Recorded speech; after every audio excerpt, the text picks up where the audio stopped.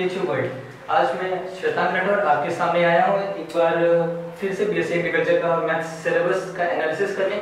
आज मैं आपको बताऊंगा कैसे इस पेपर में स्कोर अच्छा कर सकते हैं, आपको क्या ज़्यादा पढ़ना पड़ेगा, आपको क्या कम पढ़ना है, आपको कौन से टॉपिक छोड़ने हैं, कौन से टॉपिक आपको कवर करने हैं और कैसा पेपर स्ट्रक्चर रहता है। जैसा कि आपको वैभव सर ने पिछले लेक्चर में बताया होगा कि एग्रीकल्चर के पेपर का स्ट्रक्चर क्या होता है, मैं आपको फिर से एक बार बता देना चाहता हूँ। पेपर में टोटल 300 मार्क्स का पेपर होता है जिसमें 2 घंटे का आपको टाइम दिया जाता है सॉल्व करने के लिए। पेपर में टोटल 100 क्वेश्चन आते हैं। वैसे तो देखने में 100 बहुत बड़ी डिजिट है, लेकिन आपको परेशान नहीं होना है। क्वेश्चन बहुत ही सिंपल होते हैं और आप इजीली सॉल्व कर सकते हैं। आपको बस हमारे बीएचयू वर्ल्ड के चैनल को सब्सक्राइब करना होगा, शेयर करना होगा और आपको हमारा पैकेज खरीदना होगा। हम इसके लिए आपको पढ़ने के लिए पूरा स्टडी पैकेज देंगे, आपको पीडीएफ शेयर करेंगे, आपको क्वेश्चंस भी देंगे जो आपको सॉल्व करने हैं। और फिर चलते हैं थोड़ा आगे, इसके पोर्शंस हम लोग देख लेते हैं कैसे क्या है। तो टोटल क्वेश्चंस में 100 होते हैं इसमें और पूरे पेपर को 5 सेक्शंस में डिवाइड किया गया है, जिसमें से हमें बस 3 सेक्शंस अटेम्प्ट करने होते हैं। तो पहले आते हैं, इसमें 2 पोर्शन में डिवाइड किए गए सेक्शंस, कुछ कंपलसरी होते हैं, कुछ ऑप्शनल होते हैं। तो सबसे पहले हम कंपलसरी पोर्शन की ओर आते हैं। तो पहले हमें जनरल एबिलिटी पोर्शन है ये करना होता है। इस पोर्शन में 25 क्वेश्चंस होते हैं और ये 25 में से आप लोग इजीली 20 के आसपास अटेम्प्ट कर सकते हैं, जो कि अच्छा स्कोरिंग सब्जेक्ट होता है। और एक्चुअली ये जनरल एबिलिटी नहीं एजिलिटी है, आपको इसमें अच्छे से सोचना पड़ेगा, आपको दिमाग को अच्छा वर्क करना पड़ेगा, तब आप ये सॉल्व कर पाएंगे। ये एबिलिटी से थोड़ा डिफरेंट है और आपके इसमें थिंकिंग एबिलिटी की ही चेकिंग करेंगे वो लोग। फिर इसके बाद सेकेंड पोर्शन आता है केमिस्ट्री। केमिस्ट्री में भी 25 क्वेश्चंस होते हैं, ये भी कंपलसरी पार्ट होता है। और ये केमिस्ट्री पोर्शन आपको वैभव सर ने उनका बताया हुआ उसका सिलेबस क्या है और आपको उसके अकॉर्डिंग चलना पड़ेगा, ठीक। और ये हो गया फिर थर्ड पार्ट। फिर आते हैं हम लोग ऑप्शनल सेक्शन में। ऑप्शनल में हमारे पास 3 सेक्शंस होते हैं। पहला होता है बॉटनी जूलॉजी, फिर दूसरा होता है मैथ्स एंड फिजिक्स और तीसरा एग्रीकल्चर। इन तीनों पोर्शंस में से हमें सिर्फ एक अटेम्प्ट करना होता है। जो बच्चे मतलब 10th क्लास में बायोलॉजी लेके पढ़ रहे हैं वो बॉटनी एंड जूलॉजी अटेम्प्ट करें तो उनके लिए ज़्यादा बेनिफिशियल होगा। सिमिलरली जो 12th में मैथ्स लेके पढ़े हैं उनके लिए मैथ्स और फिजिक्स अच्छा है। जिन बच्चों ने एग्रीकल्चर लेके 12th किया है तो वो एग्रीकल्चर लेके करें तो उनके लिए वो बेनिफिशियल होगा। तो मैं एज अ मैथ्स मेंटर आपको मैथ्स और फिजिक्स सेक्शंस के मैथ्स पोर्शन की इंफॉर्मेशन देने आया हूँ। मैथ्स एंड फिजिक्स दोनों टोटल 50 क्वेश्चन कंस्टिट्यूट करते हैं, जिसमें से मैथ्स के 25 होते हैं और फिजिक्स के 25 होते हैं। तो मैथ्स के 25 क्वेश्चन आसान आते हैं दूसरे पेपर से कंपेयर में। बीएससी मैथ्स का पेपर इससे टफ होता है। आप 25 में से अगर आप एवरेज स्टूडेंट हैं तभी आप इजीली 20 कर सकते हैं, और अगर आप शार्प स्टूडेंट हैं, अच्छे स्टूडेंट हैं, तो आप 23 से 24 के आसपास क्वेश्चन आप आराम से सॉल्व कर सकते हैं।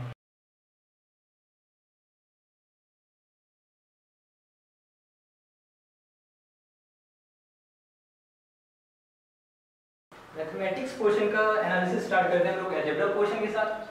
तो सबसे पहले आता है इसमें चैप्टर क्वाड्रेटिक इक्वेशन। ये बहुत ही आसान चैप्टर है, इसमें ज़्यादा परेशान होने की जरूरत नहीं है। इसमें हम बेसिक्स पढ़ेंगे। कोई क्वाड्रेटिक इक्वेशन है उसके 2 रूट्स होते हैं, अल्फा बीटा, उन्हें अगर मान लेते हैं तो उनका सम क्या होगा, उनका प्रोडक्ट क्या होगा, उनके बीच कुछ जनरल फॉर्मूलाज, कुछ जनरल इक्वेशंस, कुछ इनइक्वालिटीज, ये सब हम इस चैप्टर में देखेंगे। फिर इसमें रूट्स अगर रियल आते हैं तो हम लोग क्वाड्रेटिक इक्वेशन सॉल्व करते हैं, और अगर कॉम्प्लेक्स रूट आते हैं तो हम लोग कॉम्प्लेक्स नंबर पे आ जाते हैं। कॉम्प्लेक्स नंबर हमें बाद में डिस्कस करते हैं। इसके बाद सेकंड चैप्टर जो आता है, जो स्कोरिंग चैप्टर होता है, वो होता है matrix and determinants. Matrix and determinants 12th class का सबसे आसान चैप्टर कंसीडर किया जाता है। मैट्रिक्स में बेसिक्स क्वेश्चन आते हैं, हर बार एक ही टाइप के क्वेश्चंस रिपीट होते हैं। तो इसमें से जो क्वेश्चंस आएंगे वो पॉसिबिलिटी है कुछ बेसिक प्रॉपर्टीज पे आने पे, या तो वो इनवर्स पे होगा, या फिर रैंक पे होगा, या फिर solving of linear equations based on matrix. Matrix का ही अगला क्वेश्चन डिटर्मिनेंट्स है।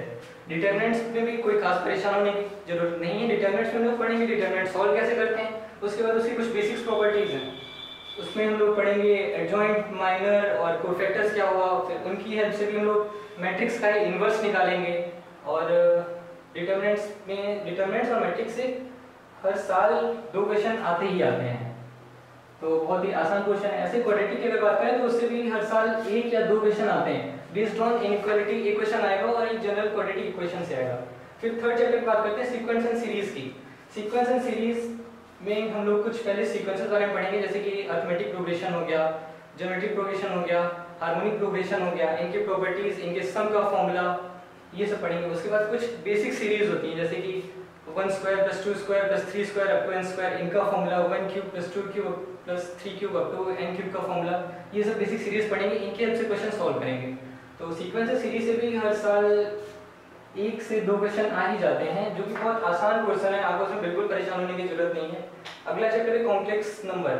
जैसा कि हमने देखा था क्वाड्रेटिक इक्वेशन जब हम सॉल्व कर रहे थे, अगर रूट्स रियल आते हैं तो हम क्वाड्रेटिक इक्वेशन नहीं सॉल्व करते हैं, लेकिन अगर रूट्स कॉम्प्लेक्स हो जाते हैं यानी कि जो रियल लाइन पे नहीं होते हैं, तो उनके लिए हम लोग चैप्टर पढ़ते हैं कॉम्प्लेक्स नंबर।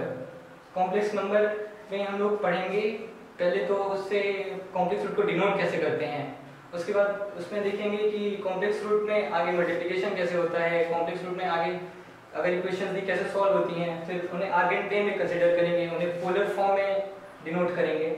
और फिर इसमें एक अच्छा टॉपिक आता है nth रूट ऑफ यूनिटी या फिर cube root of unity, fourth root of unity, ऐसे करके टॉपिक्स पढ़ेंगे जिनसे बेसिक क्वेश्चन आते रहे एग्जाम में और पूरे चांसेस है कि इस बार भी आएंगे।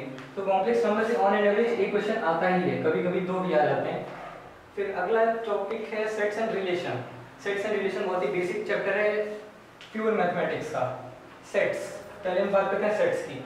तो सेट्स में हम लोग सिंपल सेट्स की बात करते हैं, तो सेट्स बहुत ही बेसिक चैप्टर है और इसमें सिंपल हम लोग अरेंजमेंट्स देखेंगे, फिर सेट्स की कुछ प्रॉपर्टीज होती हैं, यूनियन, इंटरसेक्शंस, हम वो पढ़ेंगे। उसके बाद सेट्स के क्वेश्चन सॉल्विंग के एक बहुत ही आसान तरीका होता है वेन डायग्राम, हम इसमें वो भी देखेंगे और वेन डायग्राम की हेल्प से क्वेश्चन सॉल्व करेंगे, जो वेन डायग्राम आगे प्रोबेबिलिटी में भी काफी हेल्प करेगा।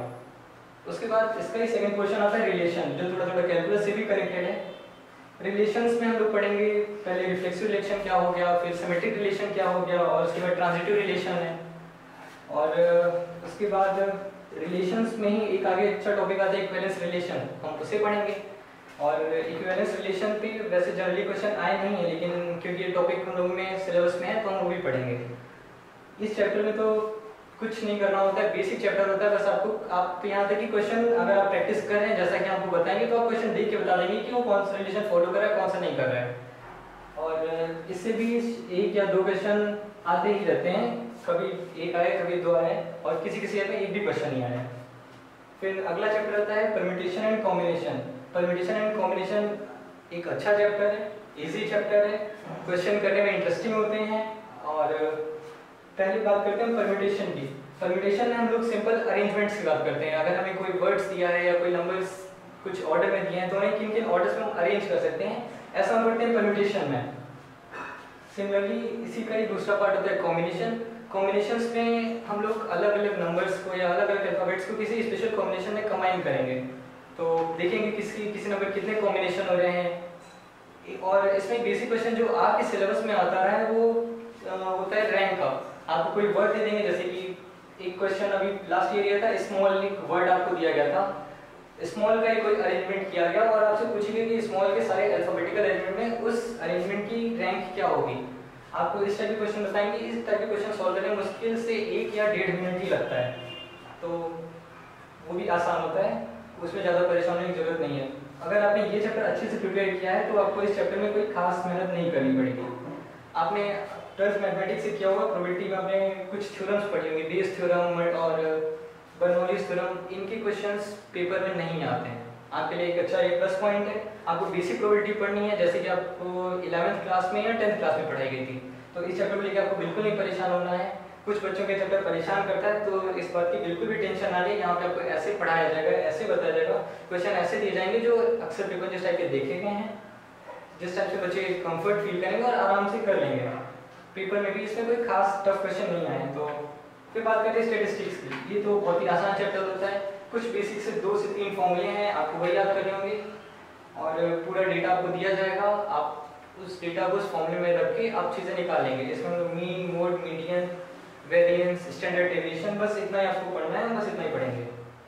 और इसी के साथ अलजेब्रा का पोर्शन कंप्लीट होता है। अलजेब्रा से बेसिकली पूरे पेपर में 7 से 8 क्वेश्चंस आते हैं। 7 से 8 क्वेश्चंस में आप इजीली 6 क्वेश्चन या 7 क्वेश्चन कर सकते हैं, बहुत ही बेसिक क्वेश्चन आएंगे। बीएससी मैथ्स के कंपेयर में बीएससी ईजी का पेपर इजी आता है, अलजेब्रा के क्वेश्चन शॉर्ट्स आते हैं और अलजेब्रा स्कोरिंग पोर्शन है और हमेशा से रहा है, तो इस बार भी अलजेब्रा इजी आएगा और आपको आराम से करना पड़ेगा और करेंगे तभी आप अच्छा स्कोर कर पाएंगे। मैथ्स पेपर के एनालिसिस में आगे बढ़ते हैं तो हम बात करते हैं कैलकुलस पोर्शन की। कैलकुलस पोर्शन में पहला चैप्टर है फंक्शन। फंक्शन में हम कुछ बेसिक फंक्शन पढ़ेंगे, जैसे कि मॉड फंक्शन हो गया, ग्रेटेस्ट इंटीजर फंक्शन हो गया, इनके ग्राफ्स के बारे में पढ़ेंगे, कुछ ट्रिग्नोमेट्रिक फंक्शंस के ग्राफ के बारे में पढ़ेंगे, लॉगरिथमिक फंक्शन का ग्राफ देखेंगे, एक्सपोनेंशियल फंक्शन का ग्राफ देखेंगे। फिर फंक्शन से एक क्वेश्चन आता है, वो जनरली बेस्ड होता है फंक्शन के नेचर पे, यानी कि फंक्शन 1 1 है, ऑन 2 है, या फिर 1 1 ऑन 2 दोनों है या नहीं है। तो फंक्शन से ऑन बेसिक एक क्वेश्चन आता है। फिर सेकंड टॉपिक आता है जो कैलकुलस में लिमिट्स। यहाँ से मेन कैलकुलस का अच्छा पोर्शन स्टार्ट होता है। ये टॉपिक्स जनरली कैलकुलस के टफ टॉपिक कंसीडर किए जाते हैं सारे, लेकिन बात मानिए सबसे आसान मैथमेटिक्स से यही टॉपिक है, और ये कैलकुलस पोर्शन मैथमेटिक्स में खुद हम पढ़ा रहे हैं। और बात करते हैं लिमिट्स की, तो लिमिट्स में आप कुछ बेसिक पोर्शंस पढ़ने, कुछ बेसिक लिमिट्स पढ़नी पड़ेंगी। लिमिट्स n टेंड्स टू 0 या n टेंड्स टू इन्फिनिटी के ही ज़्यादातर क्वेश्चंस आते हैं। और लिमिट्स में आपको बेसिक्स एनसीईआरटी के क्वेश्चंस देखने पड़ेंगे, एनसीईआरटी की मिसलेनियस एक्सरसाइज सॉल्व करनी पड़ेगी, क्वेश्चंस आपको वहीं से मिलेंगे, पुराने पेपर्स देखने पड़ेंगे, कुछ शीट्स हम लेंगे, कुछ क्वेश्चंस हम अपने पास लेंगे, आपको वो सॉल्व करने पड़ेंगे, और लिमिट्स के क्वेश्चन एज इट इज उसी से आपको पेपर में मिलेंगे। फिर बात करते हैं जब लिमिट्स से क्वेश्चंस आते हैं एक या फिर दो कभी-कभी, कंटिन्यूटी एंड डिफरेंशिएबिलिटी। ये आसान क्वेश्चन है, कंटिन्यूटी में भी हम लोग सिंपली लिमिट्स को ही सॉल्व करके फंक्शन की कंटिन्यूटी चेक कर लेते हैं। कंटिन्यूटी में हम देखते हैं कि किसी फंक्शन का अगर हमने ग्राफ ड्रॉ किया है तो किसी एक इंटरवल में पूरा कंटिन्यूअस है या नहीं है, कहीं पे ब्रेक हुआ है या रेगुलर गया है, तो ये हम कंटिन्यूटी में चेक करते हैं। काफ़ी आसान टॉपिक है, स्कोरिंग टॉपिक है, इसका एक क्वेश्चन आए कंटिन्यूटी का और वो आसानी से हो सकता है। अगला क्वेश्चन आता है डिफरेंशिएबिलिटी। ये अच्छा टॉपिक है। डिफरेंशिएबिलिटी हम पहले पढ़ेंगे फर्स्ट प्रिंसिपल लॉ से, उसमें कुछ बेसिक्स फंक्शन की डिफरेंशिएबिलिटी हम चेक करेंगे। फिर उसके बाद आपको कुछ बेसिक से फॉर्मूले जो आपने 12th में पढ़ेंगे, हम बस उन्हीं फॉर्मूले से आगे की डिफरेंशिएबिलिटी पढ़ेंगे। आपको परेशान होने की जरूरत नहीं है, हम आपको नए फॉर्मूले नहीं रटवाएंगे, आपको उन्हीं फॉर्मूले से सॉल्व करना है। पूरी डिफरेंशिएबिलिटी आप उन्हीं से करेंगे। डिफरेंशिएबिलिटी से आपको एक क्वेश्चन मिलेगा और वो आप आसानी से सॉल्व कर सकते हैं, क्योंकि डिफरेंशिएबिलिटी का क्वेश्चन जनरली किसी मैथ्स स्टूडेंट का नहीं फंसता है, क्योंकि मैथ्स ठीक ठाक होती है, एवरेज भी होती है। तो डिफरेंशिएबिलिटी और कंटिन्यूटी से दो क्वेश्चन आते हैं यहाँ पे। फिर बात करते हैं एप्लीकेशन ऑफ डेरिवेटिव की। एप्लीकेशन ऑफ डेरिवेटिव पूरा डिफरेंशिएबिलिटी भी बेस है, बस हमें इसमें जनरल डिफरेंशिएशन करके कुछ चीज़ों को नाप तोल के बराबर से रख देना होता है और हम चीज़ें सॉल्व कर लेते हैं। इसमें हमें पूछा जाता है जैसे कि कोई ग्राफ दिया गया है तो उसके टेंजेंट किसी पॉइंट पे हो गया, या फिर उस पॉइंट पे उसका नॉर्मल हो गया, या फिर इससे हम किसी फंक्शन की मोनोटोनिसिटी चेक करते हैं। मोनोटोनिसिटी मतलब फंक्शन इंक्रीजिंग है किसी इंटरवल में या डिक्रीजिंग है, या फिर फंक्शन का नेचर क्या है। और तीसरा टॉपिक इसमें आता है मैक्सिमा और मिनिमा का। उसमें हम लोग पढ़ते हैं कि फंक्शन ने किस पॉइंट पे मैक्सिमा अटेन किया है, किस पॉइंट पे मिनिमा अटेन किया है, या किस इंटरवल में फंक्शन का नेचर क्या है। तो एप्लीकेशन ऑफ डेरिवेटिव से भी दो क्वेश्चन आते ही आते हैं। तीसरा पार्ट आता है इंटीग्रल। ये काफ़ी आसान क्वेश्चन है। इसमें पहले आता है इंडेफिनिट इंटीग्रल, फिर डेफिनिट इंटीग्रल, और फिर तीसरा पार्ट है एरिया अंडर कर्व। तो पहले जब हम इंडेफिनिट इंटीग्रल पढ़ेंगे तो उसमें देखेंगे कुछ हमें बेसिक्स 8 से 10 टाइप के इंटीग्रल सॉल्व करने को हर बार पेपर में मिले हैं, और ऐसे ही पेपर में आता रहेगा। आपको एनसीईआरटी के मिसलेनियस चैप्टर के इंटीग्रल सॉल्व करने पड़ेंगे। इसके लिए आपको कुछ क्वेश्चंस हम अपने पास देंगे, आपको वो सॉल्व करने पड़ेंगे। हम आपको पीडीएफ देंगे, आपको उनके क्वेश्चन सॉल्व करने पड़ेंगे, और खुद जो क्लास में क्वेश्चन सॉल्व कराए जाएंगे यहाँ लेक्चर्स में, आपको वो सॉल्व करने हैं। आपको उसी से रिलेटेड क्वेश्चन पेपर में मिल जाएंगे और आप इजीली सॉल्व कर लेंगे। आपको इंडेफिनिट इंटीग्रल में हम फॉर्मूले याद करने को भी नहीं कहेंगे, आपको बस कुछ बेसिक से फॉर्मूले डेरिवेटिव में आप जो पढ़ेंगे, आपको उन्हीं फॉर्मूले को यहाँ पे अप्लाई करके आप उनके फॉर्मूले मतलब इंटीग्रल के फॉर्मूले भी निकालेंगे। तो बात करते हैं डेफिनेट इंटीग्रल की। डेफिनेट इंटीग्रल में इंडेफिनिट इंटीग्रल को सॉल्व करके हमें लिमिट्स अप्लाई करनी होती है, तो डेफिनेट इंटीग्रल हो जाते हैं।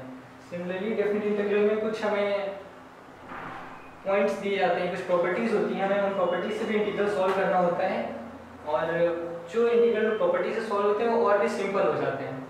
और एक इंटीग्रल डेफिनेट इंटीग्रल की प्रॉपर्टीज पे आएगा ही आएगा क्वेश्चन में, क्योंकि हर साल आता रहा है। फिर बात करते हैं एरिया अंडर कर्व की। अगर हमें कोई ग्राफ दिया है, जनरली हम एक ऐसा ही कोई ग्राफ कंसीडर कर लेते हैं y = x², जो ऐसा ग्राफ होता है। तो अगर हमें इसमें कहिएगा आपको एरिया निकालना है -1 से लेके 1 तक, तो इसका एरिया निकालने के लिए हम सिंपली इंटीग्रेशन कर लेंगे। तो एरिया फाइंड करने के लिए हम इंटीग्रल का यूज़ करते हैं यहाँ पे। तो ऐसे हम एरिया अंडर कर्व भी निकाल लेते हैं। आपको अगर दो एरिया दिया गया है, उनके बीच का एरिया निकालना है, दो कर्व दिए गए उनके बीच का एरिया निकालना है, तो हम इंटीग्रल से निकालेंगे। और कैलकुलस पोर्शन का लास्ट चैप्टर आता है डिफरेंशियल इक्वेशन। डिफरेंशियल इक्वेशन बहुत ही आसान टॉपिक है, आपको इसमें बस सिंपल इक्वेशन आपको दी जाएगी, आपको उनकी पहले या तो डिग्री बतानी होगी या फिर ऑर्डर बताना होगा। ऐसे क्वेश्चन भी देखे गए हैं और कुछ क्वेश्चंस आते हैं जो आपको डिफरेंशियल में सॉल्व करनी होती होगी, तो उसमें आपको होमोजेनियस इक्वेशन पढ़ना पड़ेगा, सिंपल वेरिएबल सेपरेशन इक्वेशन पढ़नी पड़ेगी, और कुछ टॉपिक्स जो हैं आपको बेसिक 12th क्लास में नहीं पढ़ाते हैं, जैसे कि एग्जैक्ट डिफरेंशियल इक्वेशन हो गया, आपको यहाँ पे वो भी पढ़ाया जाएगा और पढ़ना पड़ेगा क्योंकि उससे भी क्वेश्चन आए हुए हैं।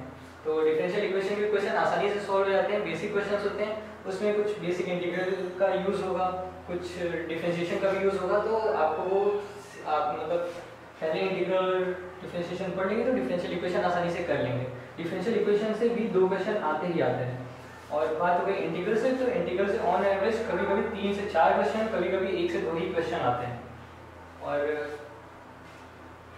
तो कैलकुलस पोर्शन में सबसे अच्छा पोर्शन ये होता है स्कोरिंग करने के लिए, अगर आपकी मैथ्स अच्छी है और जिन बच्चों की मैथ्स एवरेज है वो थोड़ा कैलकुलस ध्यान से पढ़ें, क्योंकि कैलकुलस का पोर्शन सबसे ज़्यादा आता है पेपर में, आपको वहीं से आप स्कोर कर सकते हैं या वहीं से आपका स्कोर गिर सकता है। मैथ्स पेपर एनालिसिस में अगला पार्ट है कोऑर्डिनेट ज्योमेट्री।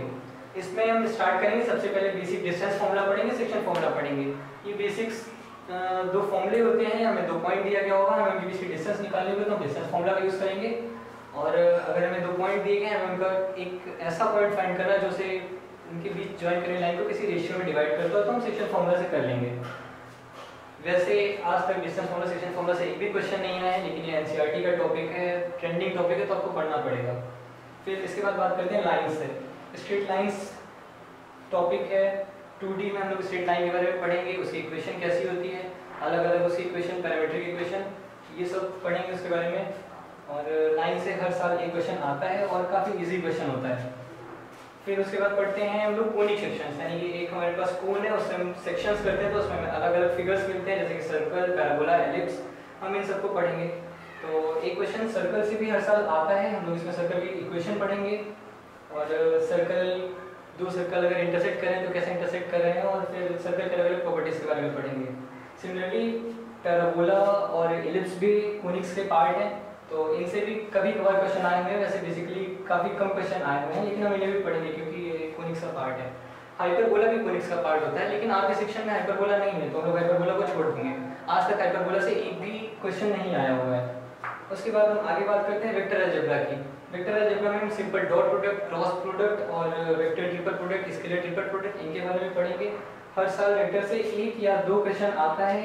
एक क्वेश्चन, अगर 2 क्वेश्चन आएंगे तो एक डॉट प्रोडक्ट क्रॉस प्रोडक्ट में से किसी एक टॉपिक पे, और अगर 2 क्वेश्चन आएंगे तो डॉट प्रोडक्ट और क्रॉस प्रोडक्ट में से किसी एक टॉपिक, और स्केलर ट्रिपल प्रोडक्ट और वेक्टर ट्रिपल प्रोडक्ट में से किसी एक टॉपिक पे आएगा। फिर बात करते हैं 3D ज्योमेट्री की। 3D ज्योमेट्री में हम लोग लाइंस के बारे में पढ़ेंगे 3D स्पेस में, और प्लेन्स 3D स्पेस में। 2 लाइंस कब पैरेलल हैं, कब इंटरसेक्ट कर रही हैं, या 2 प्लेन्स कट कर रहे हैं तो एक लाइन होती है उसकी इक्वेशन, या 2 प्लेन्स कब पैरेलल होंगे, प्लेन्स के नॉर्मल्स के बारे में, और प्लेन्स की प्लेन्स के नॉर्मल्स के बारे में पढ़ेंगे। और इससे भी जनरली 1 से 2 क्वेश्चन आते रहे हैं। अगर बात करें तो ये सारे क्वेश्चन आप कैलकुलस की हेल्प से भी सॉल्व कर सकते हैं। अगर आप मैथ्स में आपकी थिंकिंग एलिजिबिलिटी अच्छी है तो आप ये क्वेश्चन क्रॉस चेक करके भी सॉल्व कर सकते हैं, जिसमें आप काफ़ी टाइम बचा सकते हैं, काफ़ी एनर्जी सेविंग भी होगा और आप अच्छा स्कोर कर सकते हैं। इस पोर्शन का लास्ट टॉपिक है 3D ज्योमेट्री। 3D ज्योमेट्री में हम पढ़ेंगे कि अगर 3D स्पेस में हमें 2 पॉइंट्स दिए गए, उनके बीच की डिस्टेंस क्या होगी। सिमिलरली जैसे सेक्शन फॉर्मूला हमने 2D के लिए पढ़ा, वैसे सेक्शन फॉर्मूला हम 3D के लिए पढ़ेंगे। हमें 2 पॉइंट्स दिए गए हैं, हमें कोई एक ऐसा पॉइंट चाहिए जो उनके बीच की लाइन को किसी स्पेशल रेशियो में डिवाइड करो, तो पॉइंट कैसे फाइंड करेंगे। फिर इसमें लोग आगे पढ़ेंगे 3D ज्योमेट्री, 3D स्पेस में स्ट्रेट लाइन के बारे में, कैसे 2 पॉइंट से पास होने लाइंस की इक्वेशन हम निकालेंगे, कैसे 2 लाइंस के बीच में शॉर्टेस्ट डिस्टेंस निकालेंगे, कब लाइंस पैरेलल होंगी, कब लाइन इंटरसेक्ट करेंगी।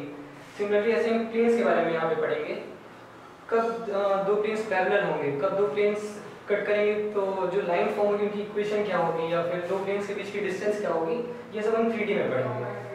और आप हमारे साथ पढ़ रहे हैं तो आपको हम इस सब कैलकुलस के थ्रू भी सॉल्व करना सिखाएंगे, जिसमें आप अपना टाइम सेव कर सकते हैं, और कुछ स्पेशल टेक्निक्स देंगे जिससे आप ये लेंथी क्वेश्चंस आप कुछ ही सेकंड्स में, हम कह रहे हैं 40-50 सेकंड्स में आप ये क्वेश्चन सॉल्व कर सकते हैं। बस आपको हमारे मेंटर्स से जुड़े रहना है और वो आपको सब बताएंगे कैसे करना है, कैसे पेपर क्वालिफाई करना है। क्योंकि आप एजी के पेपर में आप देखेंगे कि आपके पास क्वेश्चन ज़्यादा होते हैं, टाइम कम होता है, आपको सॉल्व करने होते हैं ज़्यादा से ज़्यादा क्वेश्चन, लेकिन हर बार की तरह टाइम की कमी पड़ती है। आप जेन्युइन टॉपिक से करेंगे जैसा आपने पढ़ा होता है तो आपका पेपर छूटेगा। आप मैथ्स में क्वेश्चंस 20 क्वेश्चन भी अटेंड करना मुश्किल हो जाएगा। तो लेकिन आप क्योंकि हमारे साथ हैं तो आपको कुछ ट्रिक्स बताएंगे, जैसे आप सॉल्व करेंगे तो आप ज़्यादा से ज़्यादा क्वेश्चन टच कर सके, ज़्यादा से ज़्यादा क्वेश्चन सॉल्व कर सके और अच्छा स्कोर कर सके। अब मैथ्स पेपर एनालिसिस में फाइनल कुछ टॉपिक्स बचे हैं, उन्हें भी देख लेते हैं। अगला टॉपिक है ट्रिग्नोमेट्री। ट्रिग्नोमेट्री के बारे में सभी ने थोड़ा बहुत पढ़ा होगा। इसमें हम लोग पढ़ेंगे बेसिक ट्रिग्नोमेट्रिक रेशियोज कौन से हैं, उनके बारे में आइडेंटिटीज, उनकी कुछ प्रॉपर्टीज और बेसिकली ट्रिग्नोमेट्रीज के कुछ हमारे पास सिंपल सी इक्वेशंस आती हैं, हमें वो सॉल्व करनी होती हैं। और इसी में पार्ट आता है इनवर्स ट्रिग्नोमेट्री, हम उसे भी पढ़ेंगे।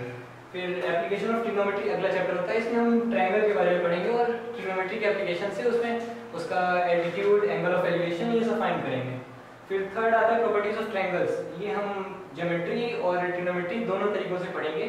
और इस पोर्शन से बेसिकली 2 से 3 क्वेश्चन आते हैं और हर साल आए हुए हैं, तो आपको ये भी पढ़ना पड़ेगा। ये इजी चैप्टर है, आपको बस उसमें थोड़ी सी ट्रिग्नोमेट्री में कुछ मेहनत करनी पड़ेगी, कुछ बेसिक फॉर्मूलेस याद करने पड़ेंगे, कुछ ट्रिक्स याद करनी पड़ेंगी। फिर आपको पूरा एनालिसिस हमने मैथ्स का दे दिया है, तो आपको अगर बीएचयू एंट्रेंस अच्छे से क्वालिफाई करना है तो आपको हम पे थोड़ा ट्रस्ट करना पड़ेगा। आप आइए हमारी ऑनलाइन क्लासेस ज्वाइन करिए। इसके लिए आपको बस हम लोग का पैकेज आपको खरीदना पड़ेगा। आप हमारे इससे पहले हमारे चैनल बीएचयू वर्ल्ड को सब्सक्राइब करिए और अपकमिंग वीडियोस देखिए, आपको जैसा अच्छा लगे। और अगर बचे हुए सब्जेक्ट्स का एनालिसिस भी आपको मिलता रहेगा और कुछ सब्जेक्ट्स का ऑलरेडी एनालिसिस आ चुका है, आप वो भी देखिए।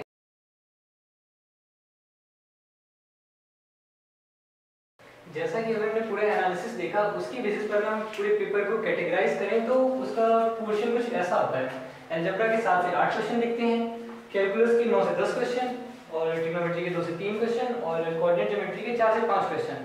लेकिन अगर कुछ फैक्चुअल बातें करें कि अब तक पेपर कैसा आया है, अब तक का पेपर में कुछ हमें डिफरेंट देखने को मिला है, तो बात करते हैं पेपर 2016 की और 2017 की।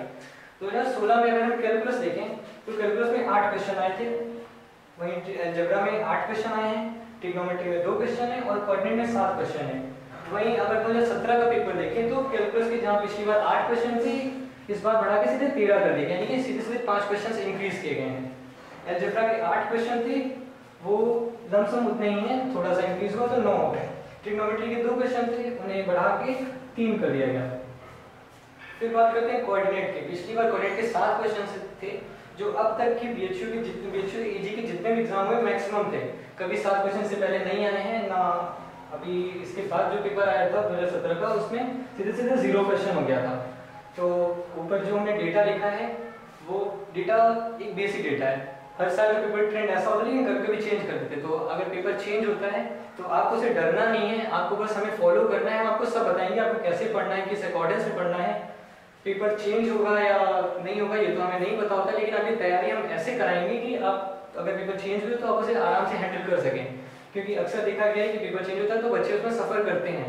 आपको अगर शॉर्ट ट्रिक्स पता होंगी तो कोऑर्डिनेट के ज़्यादा क्वेश्चन आते हैं, तो ये देखिए अगर तो ज़्यादा टाइम टेकिंग पेपर रहा होगा, क्योंकि कोऑर्डिनेट के क्वेश्चन ज़्यादा है और लेंथी क्वेश्चन होते हैं। लेकिन 7 क्वेश्चन है, अगर पेपर फिर से ऐसा आता है तो हम आपको कोऑर्डिनेट्स की ऐसी ट्रिक्स बताएंगे आप 7 क्वेश्चन 10 मिनट में सॉल्व कर सकें, तो जिससे आपके बाकी पोर्शन के लिए टाइम बच जाएगा और वो आसानी से कर सकेंगे। जनरली बात करते हैं कैलकुलस क्वेश्चन की, तो कैलकुलस के 13 क्वेश्चन है। कैलकुलस मैथ्स का सबसे परेशान करने वाला टॉपिक लगता है बच्चों को, लेकिन ऐसा है नहीं। कैलकुलस के 13 क्वेश्चन आए थे, तो मैथ्स का पेपर ये अब तक का सबसे टफ पेपर कंसीडर किया गया होगा। तो बात करते हैं 13 क्वेश्चन आए, तो अगर कोई अच्छा बच्चा होता तो 13 से 8 या 9 क्वेश्चन आराम से 15-20 मिनट में सॉल्व कर लेगा, लेकिन 13 के 13 करना थोड़ा मुश्किल होता है। तो आप अगर हमारे साथ आते हैं तो इस बात की हम गारंटी लेते हैं कि अगर 13 में से आप 11 या 12 क्वेश्चन आराम से कर सकते हैं और सिर्फ 15 से 17 मिनट के टाइम में। तो हम आपको राय देना चाहेंगे कि आप हमारे चैनल को सब्सक्राइब करें और हमारा पैकेज खरीदें। आपको श्योर इससे फायदा होगा। हमको ऐसे स्टडी मटेरियल, ऐसा पीडीएफ, ऐसे क्वेश्चन प्रोवाइड कराएंगे जिन्हें सॉल्व करके आप आराम से बीएचयू एंट्रेंस का मैथ क्वेश्चन अच्छे से अच्छा सॉल्व कर सकें। और हमारे साथ जुड़े रहिए, हमारा चैनल शेयर करिए, सब्सक्राइब करिए, बेल आइकन प्रेस करिए, जिससे जब भी इसका कोई अपकमिंग वीडियो या अपकमिंग कंटेंट आएगा तो आपको सीधा नोटिफिकेशन मिलेगा। आपकी अगर कोई क्वेरी है तो हमें कमेंट कर दीजिए और उसका सलूशन आपको देंगे अगली वीडियो में। आप अगर पॉसिबल हो सके तो वही कमेंट बॉक्स में उसका आपको आंसर देंगे। इससे रिलेटेड कोई भी क्वेश्चन है तो आप हमें वहीं पे दे सकते हैं। अगर आपको इस टॉपिक से रिलेटेड कोई भी क्वेरी है तो हमें कमेंट करें, हम उसका आंसर जरूर देंगे। यहाँ तक कि आपको किसी दूसरे सब्जेक्ट की BA arts, BSc maths, BSc bio, यहाँ तक कि बीए सोशल साइंस तक की भी अगर कोई डाउट होता है तो आप उसको जरूर हमें कमेंट कर दीजिए। हमारे एक्सपर्ट मेंटर्स आप उसका आंसर आपको जल्दी से जल्दी देने की कोशिश करेंगे। हमारे चैनल को सब्सक्राइब करें और बेल आइकन प्रेस करें, जिससे कोई हम नया कंटेंट देंगे तो आपके पास पहुंचेगा, आपको नोटिफिकेशन मिलेगी। आप हमारे वीडियो को लाइक करें और हमें बताएं कि आपको ये वीडियो कैसा लगा। थैंक्स।